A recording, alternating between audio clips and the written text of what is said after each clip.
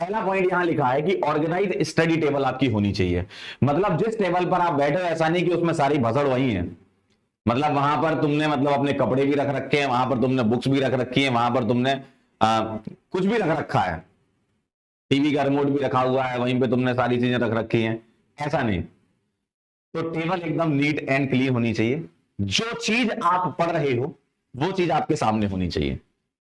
Actual में ये चीज मेरे साथ हो चुकी है। जब मैं अपने तैयारी के वक्त की बात बताता हूं आपको, जब मैं भी पढ़ता था तो मैं अपने टेबल पे सब कुछ बिछा लेता था, मतलब सारी चीजें होती थी मेरे पास। फिर मेरे भैया ने एक दिन देखा, उन्होंने बोला यार पंकज ऐसे पढ़ते हो क्या?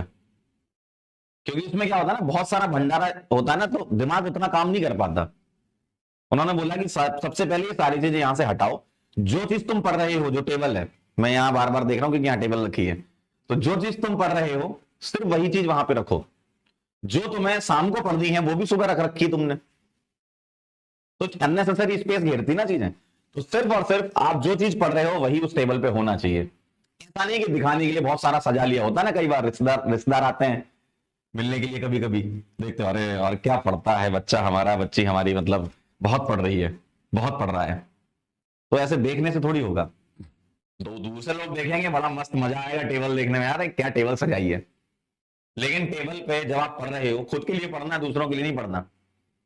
तो सिर्फ वही चीज रखें अपने पास जो आपको पढ़नी है, नहीं तो आपका बार बार ध्यान इधर उधर भटकेगा।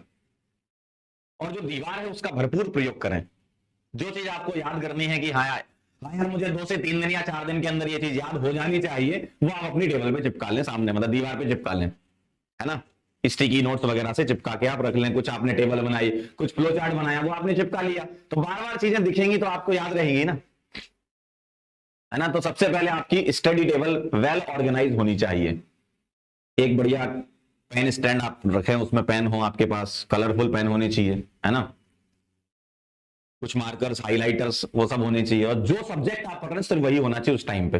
बाकी आप रैंक वगैरह है वहां पे रख लेना, ठीक है। दूसरी चीज भैया, अपने पेपर के बारे में जरूर जाने। नो योर एग्जाम, क्या पेपर है, क्या पैटर्न होता है, किस टाइप के सवाल आते हैं, ये एनालिसिस तुम खुद से भी तो कर सकते हो।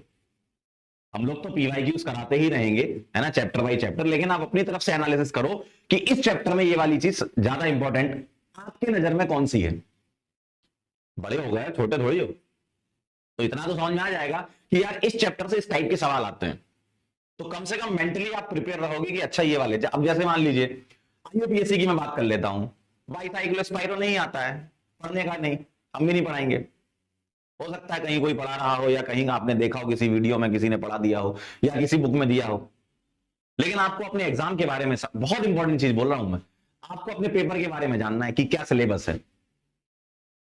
भाई सिलेबस तो आप नेट पे डालोगे मिल ही जाएगा ना, क्या सिलेबस है, क्या क्या टाइप की रिएक्शंस इसमें उन्होंने लिखी है एग्जामिनर ने। कभी भी एग्जामिनर ना सिलेबस से बाहर की चीज नहीं देगा, सिलेबस की ही चीजें देगा। तो आपको अपने सिलेबस के बारे में भी जानना है, ठीक है। तो अपने पेपर के बारे में जरूर पता होना चाहिए आपको कि कैसा पेपर आता है, पिछले 5 साल का ट्रेंड कैसा रहा है, वो आप खुद से भी एनालिसिस कर सकते हैं। ये भी पढ़ाई का एक पार्ट होता है।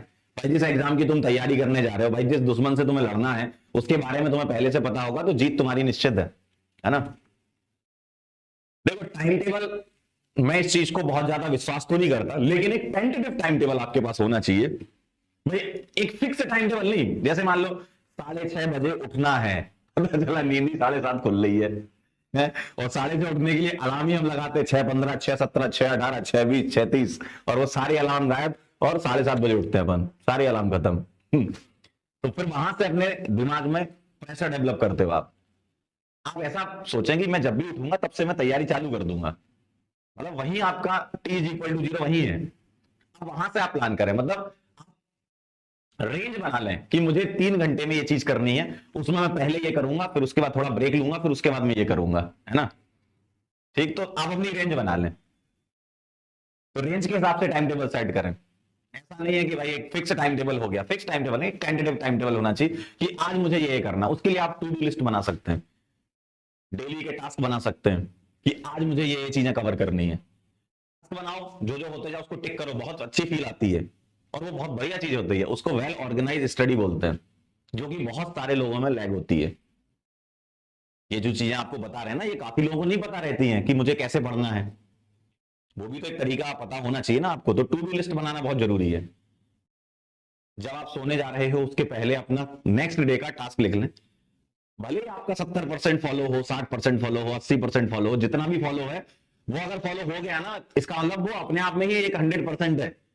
अपने आप में ही आप समझ लो कि हाँ हो गया, एक आध चीज छूट गई कोई बात नहीं, नेक्स्ट डे कर लेंगे। तो ये टू डू लिस्ट बनाए, टास्क बनाए अपने, जितना मैक्सिमम आप फॉलो कर पाए बहुत बढ़िया चीज है वो। और फोर्थ नंबर पे बहुत बढ़िया चीज है, हेल्दी फूड तो खाना ही है आपको। क्योंकि प्रिपरेशन के दौरान अगर आप कहीं भी लंबे पीरियड के लिए बीमार हो गए ना, तो बहुत मुश्किल होता है वहां से वापस कैच करना चीजों को।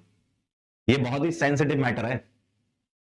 अगर आप अपनी प्रिपरेशन के दौरान कभी भी किसी भी समय 7 दिन के लिए, 10 दिन के लिए बीमार हो गए ना, तो ये समझ लो कि आपको वापस आना, इतना सारा बैकलॉग हो जाता है, बहुत प्रेशर डेवलप हो जाता है। बहुत बारीक चीज है लेकिन बहुत इंपॉर्टेंट चीज है ये। तो हेल्दी फूड खाएं और थोड़ा सा ध्यान रखें खाने का, है ना। और कम से कम 6 घंटा तो सोए। ऐसा नहीं कि भाई हमको जो है तैयारी करनी है, और तैयारी में तो ऐसा बोला गया था कि दिन रात एक कर देना है। ऐसा कुछ नहीं होता। दिन रात एक करने का मतलब उनका यह था कि आप उस चीज में इन्वॉल्व हो गए, इसका मतलब आपकी दिन रात एक हो गई है। ऐसा तो नहीं होता कि बिना सोए काम होना है, सोना तो पड़ेगा। अब आप 4 घंटे सोकर 2 घंटे उबासी लेके पढ़ रहे हो, कोई मतलब नहीं है। इससे अच्छा ढंग से सो लो यार, कम से कम 6 घंटे की तो नींद ले ही लो यार, है ना। कई लोग ऐसा करते हैं कि यार 3 घंटे सोऊंगा तो मेरा जो है आउटपुट ज्यादा निकलेगा। भाई मशीन है ना ये, इसको रेस्ट की जरूरत पड़ती है ना। थोड़ा रेस्ट दे दो, रेस्ट दे दो, कोई दिक्कत नहीं। लेकिन जब उठो और जब सो उसके बीच में सिर्फ पढ़ाई करो, है ना। अब वो पढ़ाई में बीच में ब्रेक्स भी होते हैं, थोड़ा सा आप रिफ्रेश करने के लिए अपनी हॉबी को भी फॉलो कर सकते हो, है ना। थोड़ा बहुत खेल भी सकते हो, लेकिन ऐसा नहीं कि 4 घंटे ही सो रहे हैं। कई कई बच्चे हैं, अभी कल एक बच्चा मुझे मिला था यहाँ पे कोटा विद्यापीठ में, कि सर नींद ही नहीं आ रही है आजकल, सोने की कोशिश कर रहा हूं नींद ही नहीं आ रही है। क्योंकि उन्होंने अपना साइकिल ऐसा बिगाड़ लिया है कि भाई सोचो नींद नहीं आ रही है, और फिर कहते हैं कि सर एकदम से नींद आ जाती, फिर मैं सो जाता हूं, फिर मैं 10 घंटे सोता हूं। लेकिन जब सोना चाहिए तब सोते नहीं है, तो एकदम साइकिल ही बिगड़ जाता है। तो ये अपना साइकिल एकदम सेट करके रखो, ठीक है।